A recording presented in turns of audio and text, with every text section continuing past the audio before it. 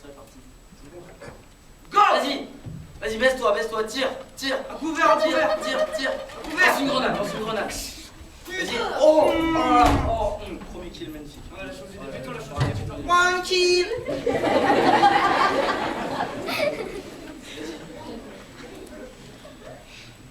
Vas-y, va au bidon 4. Go, bidon 4. Vas-y. Vas-y, tire. Bam! Bam! Et Non, bam! c'est pas possible. Bam! Chier. One kill.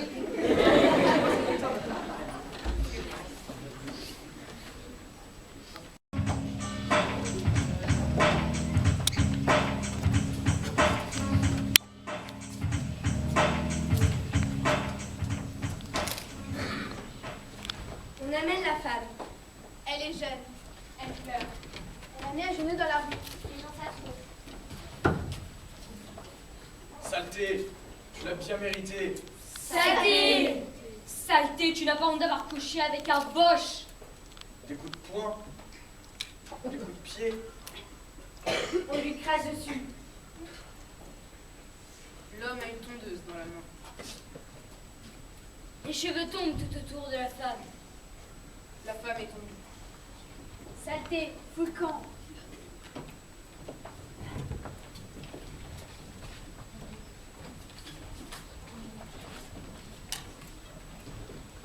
On tombe des femmes partout.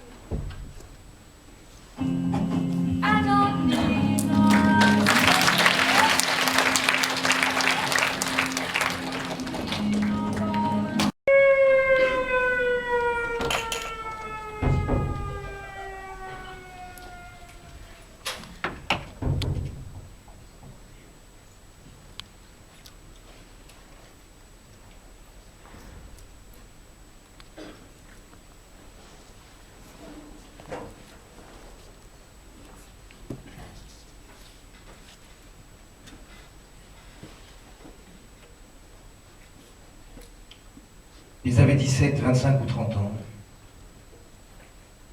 Beaucoup portaient le cheveu court et la moustache. Beaucoup avaient les mains et la nuque parcheminées du laboureur, les doigts usés de l'ouvrier, les ongles cassés du tourneur et du mécanicien. Il y avait des palefreniers, des arpenteurs, des boulangers, des maîtres d'hôtel, des garçons de bureau, des clercs de notaire, des charcutiers, des instituteurs, des taillandiers, des bergers, des prêtres, des rémouleurs, des cuisiniers, des taillandiers, des commis, des chauffeurs, des valets de pied, des étameurs, des livreurs, des chaudronniers, des crieurs de journaux, des garçons de coiffeurs, des cheminots, des intellectuels, des ouvriers, des bourgeois, des aristocrates et des bourliers. Il y eut soudain des civils, des militaires de carrière, des conscrits, des réservistes, des artilleurs, des marins, des fantassins, des zouaves, des aviateurs, des sapeurs, des brancardiers, des agents de liaison, des télégraphistes, des sous-officiers, des sous-mariniers, des infirmiers, des cuistots, des adjudants, des sous-lieutenants, des généraux, des aumôniers, des rappelés, des permissionnaires. Il y eut soudainement des poilus.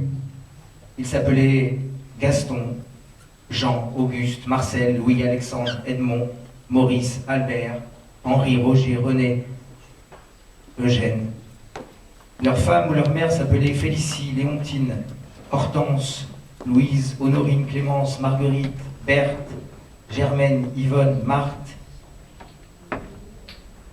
Ils avaient le plus souvent entre 17 et 25 ans, mais ils pouvaient en avoir 30 ou 40.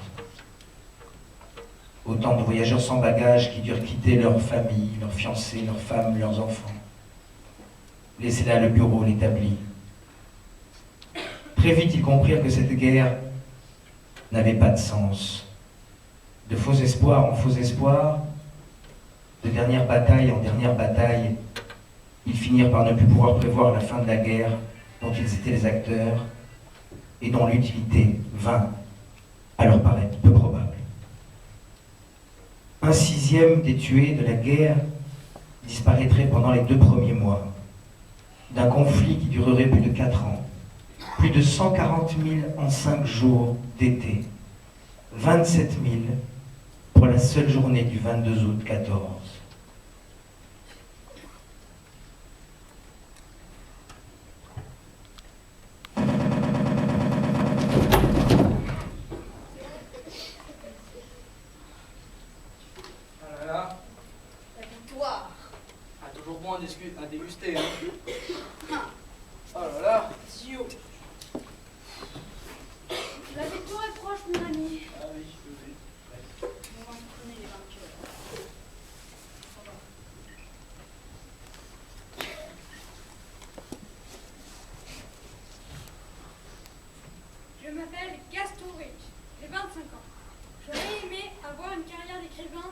guerre a différé la sortie de mon premier roman. Mes premiers jours à la guerre étaient très rudes. Tout ce que je voyais allait à l'encontre de tout ce que je pensais.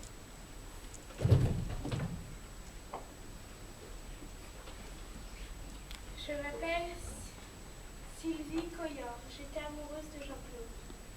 Et je pensais que Jean-Claude allait devenir un écrivain connu et que nous allions vivre la grande vie. Au lieu de ça, je travaille dans une usine qui fabrique des armes.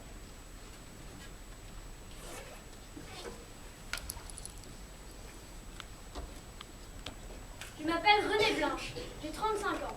Je suis professeure d'histoire.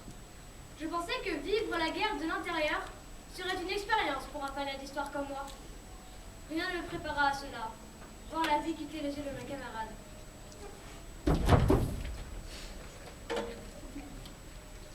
Je m'appelle Germaine Blanche, j'ai 30 ans. Je suis professeure des écoles. La plupart de nos élèves n'ont plus leur père. Il est plus difficile de les tenir. À certains moments, la guerre me paraissait loin, les rires des enfants éteints. Chacune des lettres de mon mari me ramène à la réalité et j'attends celle qui me dira que c'est fini. Je m'appelle René Vico. J'ai 45 ans. J'étais le propriétaire de la plus grande boulangerie de ma vie. Nous avons même le projet d'en avoir une autre.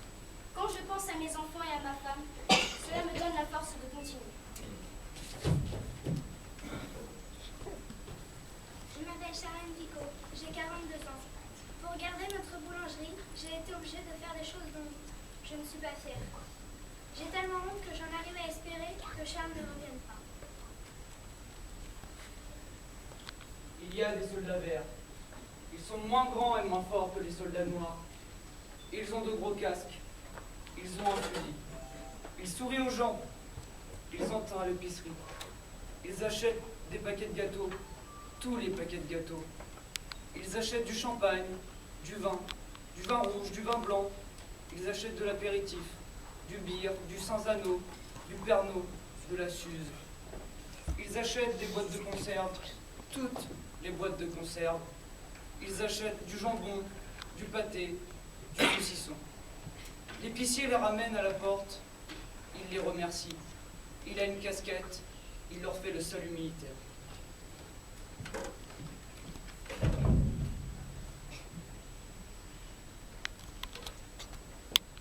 Le regard n'arrivait pas jusqu'au ciel. Depuis un mois, ils travaillaient secrètement la nuit. Les Allemands ne s'aventuraient guère hors des routes après le crépuscule, mais de jour, leurs patrouilles exploraient régulièrement la forêt, à la recherche de quelques partisans que la faim ou le désespoir n'avaient pas forcé à abandonner la lutte. Le trou avait 3 mètres de profondeur, 4 de largeur. Dans un coin, ils avaient jeté un matelas et des couvertures. 10 sacs de patates, de 50 kilos chacun, s'entassaient le long des parois en terre. Dans une de ces parois, à côté du matelas, ils avaient creusé un foyer. Le trou débouchait dehors, à quelques mètres, dans un taillis. Le toit était solide. Ils avaient utilisé la portière du train blindé que les partisans avaient fait sauter il y avait de cela 1 an. N'oublie pas de changer des broussailles tous les jours. Je n'oublierai pas. Fais attention à la fumée. Bien. Et surtout, n'en parle jamais à personne. Je n'en parlerai jamais. La pelle à la main, le père et le fils contemplaient leur œuvre. Combien de temps vivrai-je ainsi, père? Je ne sais pas. Bientôt, les Allemands partiront d'ici. Quand? Il ne faut pas désespérer. Je ne désespère pas. Je veux savoir. Quand? Dans quelques mois, peut-être. Cache-toi bien. Bien. Et surtout, ne prends pas froid. Regarde. Garde-le précieusement. Il y a 50 cartouches à l'intérieur. Merci. Je m'en vais maintenant. Je reviendrai demain. Cache-toi bien. Tes 2 frères ont été tués. Tu es tout ce qu'il nous reste au Chatterhand. Il sourit. Prends patience. Le jour viendra où les Allemands partiront d'ici. Ceux qui seront encore vivants. Pense à ta mère. Ne t'éloigne pas trop. Et méfie-toi des hommes. Bien. Méfie-toi des hommes. Le docteur s'en alla dans le brouillard. Yannick se glissa sur son matelas. Il essaya d'allumer un feu. Le bois était humide.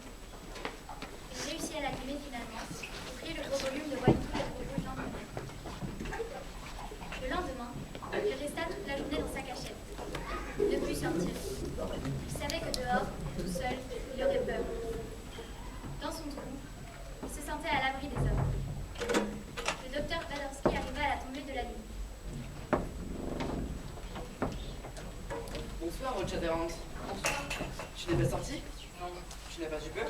je n'ai jamais peur. Ta mère, tu l'es de prier. Ça sert. Rien. Fais comme tu dis ta mère. Bien. Le docteur restait avec lui toute la nuit. Ils ne dormirent pas beaucoup. Ils ne se parlèrent pas beaucoup non plus. Pourquoi n'as-tu pas caché ici, toi aussi? Il y a beaucoup de malades là sur Sharky. Le typhus, tu sais. La famine favorise l'épidémie. Tu dois rester auprès d'eux. Tu comprends, n'est-ce pas? Oui.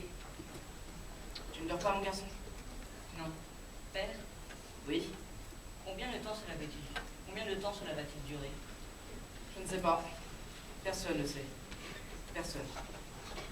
Une grande bataille se déroule à présent sur la Volga. Où cela? Sur la Volga, à Stalingrad. Des millions d'hommes se battent. Pour toi, et moi, 2 millions de finances. Comment se nomme cette bataille? La bataille de Stalingrad. Elle dure depuis plusieurs mois déjà. Et personne ne sait qui va la gagner et quand elle va se terminer. Avant de partir, à l'aube, le docteur dit S'il nous arrive quelque chose à ta mère et à moi, surtout, n'en reviens pas sur Sharky. Tu as des provisions pour plusieurs mois dans ce sac. Si tu n'as plus rien à manger, ou si la solitude te pèse, va voir les partisans. Où se trouve-t-il? Je ne sais pas. Ils se cachent dans la forêt. Cherche-les. Bien. Mais ne t'inquiète pas, il ne m'arrivera rien. Tu dois rester auprès de ta mère. Pourquoi? On a tué un sous-officier allemand l'année dernière à Sharky.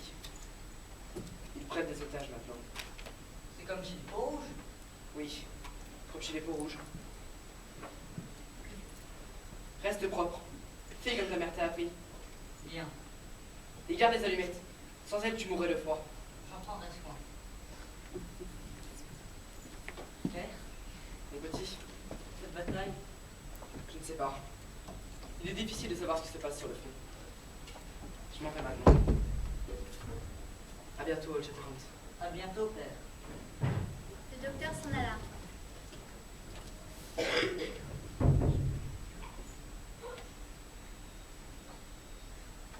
Le lendemain, il ne revint pas.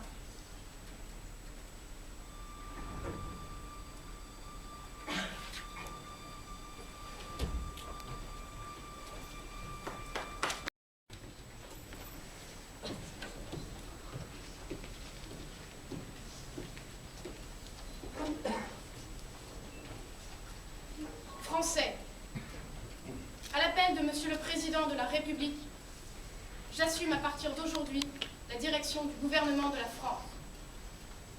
Sûr de l'affection de notre admirable armée qui lutte, avec un héroïsme digne de ses longues traditions militaires, contre un ennemi supérieur en nombre et en armes. Sûr que, par sa magnifique résistance, elle a rempli nos devoirs vis-à-vis de nos alliés. Sûr de l'appui des anciens combattants que j'ai eu la fierté de commander, et sûr de la confiance du peuple tout entier, je fais à la France le don de ma personne pour atténuer son malheur. En ces heures douloureuses, je pense aux malheureux réfugiés qui, dans un dénuement extrême, sillonnent nos routes. Je leur exprime ma compassion et ma sollicitude.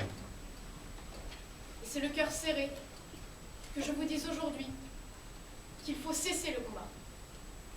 Je me suis adressée cette nuit à l'adversaire pour lui demander s'il est prêt à rechercher, avec nous, entre soldats, après la lutte et dans l'honneur, les moyens de mettre un terme aux hostilités. Que tous les Français se groupent autour du gouvernement que je préside pendant ces dures épreuves et fassent taire leur angoisse pour n'écouter que leur foi dans le destin de la patrie.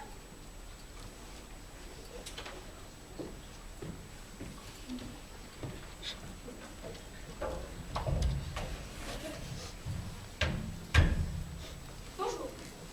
Mettez-vous en file indienne.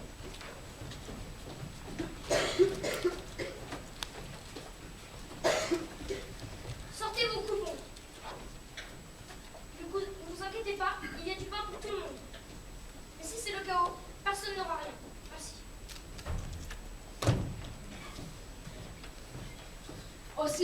va tout avoir, la guerre et le froid ensemble. Mon père, il part ce soir. Le mien aussi. Il dit qu'il y aura des camions pour venir le chercher. Le mien, il part en train. Ma mère lui a préparé sa musette. La mienne aussi. Elle a mis plein d'écharpes et des chaussettes pour l'hiver. Où sont les soldats quand il neige? Mon père, il a dit qu'à l'autre guerre, son père avait été dans l'enfer des tranchées et qu'on avait intérêt à bien s'habiller si on ne voulait pas se geler de la tête aux pieds. Mon père, il dit qu'à l'armée, on leur prend tout. Et puis que la guerre, elle va pas durer longtemps. Mon père, il dit que puisque les Boches emmerdent, il en tuera tant qu'il pourra. Mon père, il a déjà du galon dans l'armée. Il est caporal-chef. Comment on fait pour tuer des gens? Mon père, il dit qu'à l'armée, c'est tous des feignants. Moi, si j'étais grande, j'irais tuer les Boches. Je ne voudrais avoir personne à tuer. Mais pourquoi on les appelle les Boches? Parce que c'est comme ça qu'ils s'appellent. Je comprends subitement que les Boches, ce sont les Allemands. Ma mère, elle dit que toute seule à la maison avec Lucien, ça va être dur. Je me demande si à la guerre, on fait les soldats. Nous, on a la ferme. Et puisqu'il faudra s'occuper de tout, peut-être qu'on n'ira plus à l'école. Demain soir, ma mère et mon frère, on va tous accompagner mon père à la gare. Comment on sait quand les pères sont morts à la guerre? Tu crois qu'il faudra qu'on y aille aussi? C'est où la guerre? Mon père, il a dit que si tout le monde entendait, il n'y aurait plus de guerre. Qui est-ce qui dit que ça doit être la guerre? Il paraît que les Boches coupent les mains des enfants. Comment on coupe les mains? Bonjour madame. Bonjour. Bonjour madame. Bonjour, vous allez bien aujourd'hui?